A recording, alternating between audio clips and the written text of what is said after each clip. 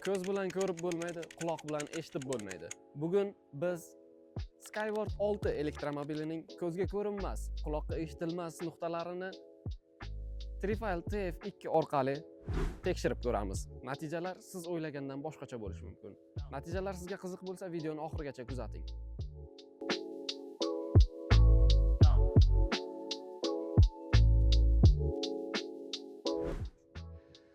Skyward 6 elektromobilimizning 5 ta nuqtadagi magnit maydon ko'rsatkichlarini real test orqali tekshirib ko'ramiz.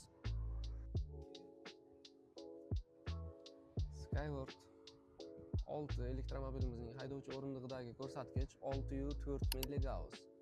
Haydovchi oyoq qismidagi ko'rsatkichimiz 7 milligaussgacha ko'tarildi.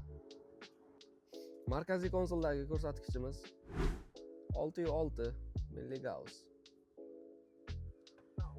Monitorimizdagi ko'rsatkich 8,5 milligauss, 8,6. Yon o'rindiqdagi ko'rsatkichimiz 6,2, 6,3 milligauss. Orqa o'rindiqdagi ko'rsatkichni ko'rib o'tamiz. Orqa o'rindiqdagi ko'rsatkichimiz 4,5 milligauss. Bugungi Skyward 6 elektromobilimizning eng yuqori ko'rsatkichi uning monitorida 8,5 milligauss chiqdi. Natijalar qancha past chiqsa, shuncha yaxshi. Sizning ham elektromobilingiz ichidagi magnit maydon ko'rsatkichlari qiziqmi? Unday bo'lsa, ekraningizdagi telefon raqamlariga qo'ng'iroq qiling. Biz sizning ham elektromobilingizni test qilib beramiz. Aytgancha, videolarni ko'plab odamlar kuzatishi uchun Instagram va YouTube sahifalarimizga a'zo bo'ling hamda like bosing.